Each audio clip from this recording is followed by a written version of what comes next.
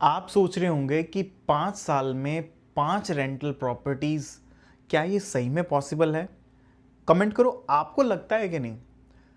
Yes guys, आज मैं आपको बताने वाला हूँ कि आप कैसे 5 रेंटल प्रॉपर्टीज़ 5 साल में बना सकते हो। तभी आपने बहुत सुना होगा कि किसी एक आदमी की 10-10, 15-15 प्रॉपर्टीज़ हैं इन कनाडा में। अगर आपके पास स्ट्रैटेजी है, अगर आपके पास विजन है और आपके पास एक कंप्लीट रोड मैप है, तो ये चीज़ पॉसिबल है। आज मैं आपको 3 ऐसे टाइम टेस्टेड तरीके बताने जा रहा हूँ जो कि आप यूज़ कर सकते हो अपनी 5 प्रॉपर्टी या फिर पहली प्रॉपर्टी के लिए। साल में एक प्रॉपर्टी लेना अगले 5 साल तक, आज से आप सोच सकते हो अगर आप ये 3 सीक्रेट जानते हो तो। Strategy number 1, house hacking. सबसे पहले स्ट्रैटेजी है हाउस हैकिंग। अब इसका मतलब क्या है? एक ऐसी प्रॉपर्टी जिसे लेने में आप खुद भी रहोगे और उसका कुछ हिस्सा रेंट पे भी दे दोगे। ऐसी प्रॉपर्टीज फॉर एग्जांपल डुप्लेक्सेस होती हैं, रेसिडेंशियल सिंगल फैमिलीज होम है, टाउन होम है फ्री होल्ड जिसमें बेसमेंट कहीं कहीं में होता है। तो इसका मतलब नॉर्मल भाषा में बात करें कि एक डुप्लेक्स खरीदो जो कि बंगलो स्टाइल का हो या फिर 2 स्टोरी हो। उस एक यूनिट में आप रहने लग जाओ और दूसरे में रेंट कर दो, जो कि आपने देखा होगा मोस्टली कनाडा में और स्पेशली ओंटारियो में लोग यही करते हैं। और ये स्ट्रैटेजी बहुत कॉमन है और बहुत जगह यूज भी होती है, स्पेशली इन कनाडा जहाँ पे स्टूडेंट और इमिग्रेंट का काम बहुत ज़्यादा है। स्ट्रैटेजी 1, हाउस हैकिंग की बात करते हैं, जो कि बहुत कॉमनली यूज्ड है और इसको मोस्टली ओंटारियो में सभी लोग करते हैं। सबसे पहले स्ट्रैटेजी ये यूज़ करें, आप एक ऐसा घर ढूंढें जिसमें आप ऊपर रह सकते हैं और बेसमेंट रेंट कर सकते हैं। यूजली उसको बोलते हैं डुप्लेक्सेस, कि भाई जहाँ पे 2 यूनिट होते हैं, और या फिर अगर आपको 3 मिल रहा है तो बहुत ही अच्छा है। मतलब कि एक हिस्से में आप रह सकते हैं जो कि आप फर्स्ट मूव हो जाएंगे, उसमें आपका पहला घर होगा और दूसरा आप रेंट कर सकते हो। फॉर एग्जाम्पल कि एक कोई फैमिली है, राहुल और प्रिया, और वो उन्होंने घर खरीदना था, फर्स्ट टाइम होम बायर। उन्होंने कॉन्डो की जगह, अपार्टमेंट की जगह एक डुप्लेक्स खरीदा जो कि बंगलो है। उसमें ऊपर 2 बेडरूम या 3 बेडरूम हो सकते हैं, तो वो लोग ऊपर रहे और बेसमेंट को रेंट कर दिया, चाहे वो 1 बेडरूम हो चाहे 2 बेडरूम हो। ये स्ट्रेटजी आपने देखा होगा काफ़ी यूज़ करते हैं लोग ओंटारियो में, स्पेशली जहाँ पे घर की रेट ज़्यादा है। इससे मॉर्गेज में भी हेल्प मिल जाती है। अब ये क्यों करते हैं?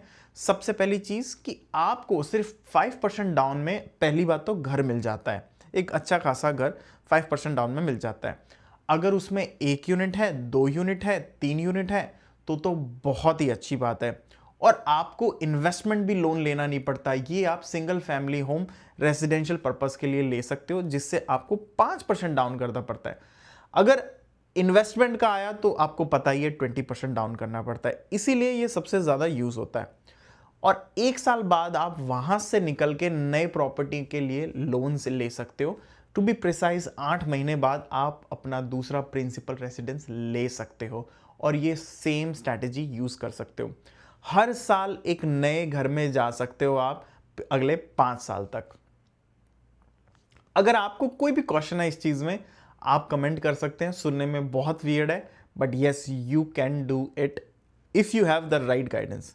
अब स्ट्रेटजी 2 की बात करते हैं, जो कि बहुत इन्वेस्टर्स यूज़ करते हैं उसको, बर मेथड। आपने बहुत सुना होगा। आज मैं आपको सिंपल भाषा में समझाता हूं कि बर बर बर है क्या। बर है बाय। सबसे पहले बी का, B stands for buy, R stand for rehab, R stand for refinance, R stand for rent and R stand for repeat. इसके लिए बोलते हैं बर मेथड। सेकेंड स्ट्रेटजी ये है, मतलब कि कोई भी प्रॉपर्टी जो कि अंडर वैल्यूड है, बाय करो आप। जिसको काम की ज़रूरत है, जिसको रेनोवेशन की ज़रूरत है, जिसका रूफ बेकार है, जिसको फ्लोर बेकार है, जिसकी विंडो बेकार है, जो कि बहुत टेनेंटों ने ख़राब कर रखी है, आप उसे बाय करो। आप मेक श्योर करो कि आपके पास कंस्ट्रक्शन के लोग हों, रेनोवेशन के लोग हों, और उसे रेनोवेट करके उसको वैल्यू बढ़ाओ, जिसे बोलते हैं फोर्स इक्विटी, राइट। कि भाई आपने बेकार प्रॉपर्टी ली, उसको रेनोवेट किया और फिर आपने रेंट कर दिया। तो रेनोवेट करने के बाद आप टेनेंट ढूंढो और उसको रेंट पे दे दो। फिर आप रेंट करने के बाद आप बैंक के पास जाते हो और रीफाइनेंस करवाते हो। बैंक को बोलते हो कि बैंक हमने ये 3 लाख की ली थी, इसमें हमने काम किया और आज ये कैश फ्लो जनरेट करती है, तो उसकी वैल्यू बढ़ जाती है। मान लो कि 5 लाख बढ़ गई तो आपने 2 लाख कमाया, और आप ये स्ट्रैटेजी रिपीट कर सकते हो उन 2 लाख में यूज करके दूसरी प्रॉपर्टी ले सकते हो। ये स्ट्रैटेजी आपको आपका पैसा निकालने में हेल्प करता है, जो कि आप नेक्स्ट प्रॉपर्टी में यूज कर सकते हो। बहुत सिंपल है।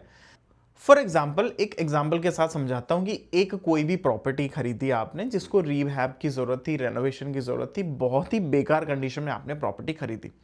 अब उस प्रॉपर्टी में आपने $50,000 लगाए, रेनोवेशन किया, उसका फ्लोर चेंज किया, उसकी रूफ चेंज की, उसकी विंडोज चेंज की, आपने उसका सब कुछ चेंज किया और एक रहने लायक प्रॉपर्टी करी।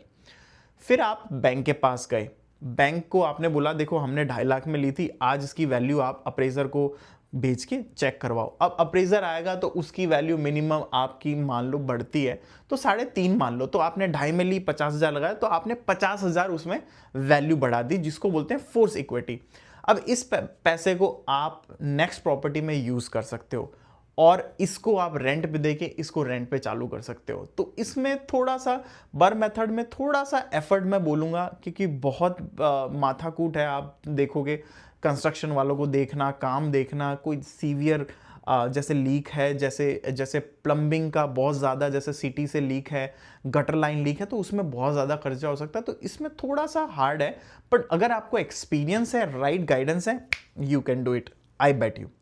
Strategy number 3, just be financially ready.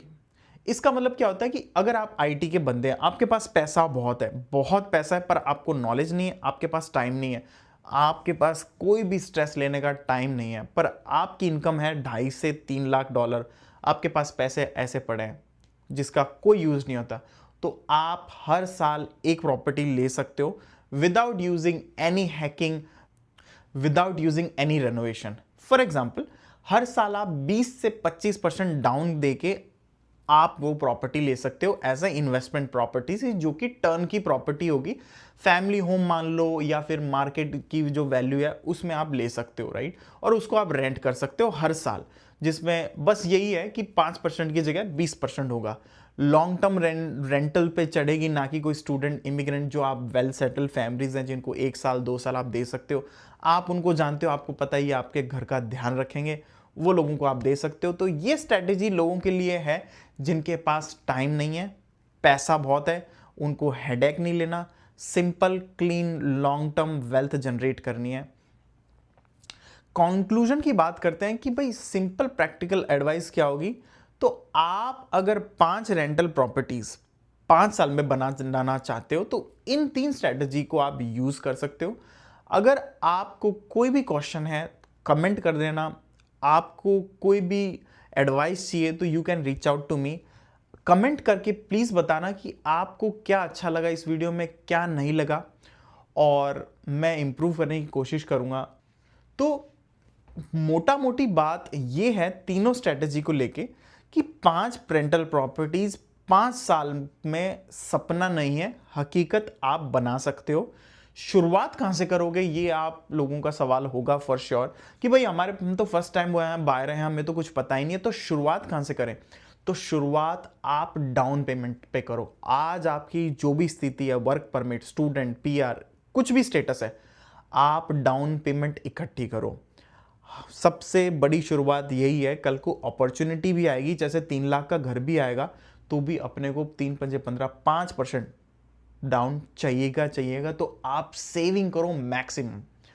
बर जो मेथड है उससे आप कैपिटल रिसाइकल करोगे कि भाई आपने पैसा लगाया निकला, पैसा लगाया निकला। और ये आपकी अगर हाई इनकम है तो आप तीसरी स्ट्रैटेजी यूज करें, बाकी सब कुछ पॉसिबल है।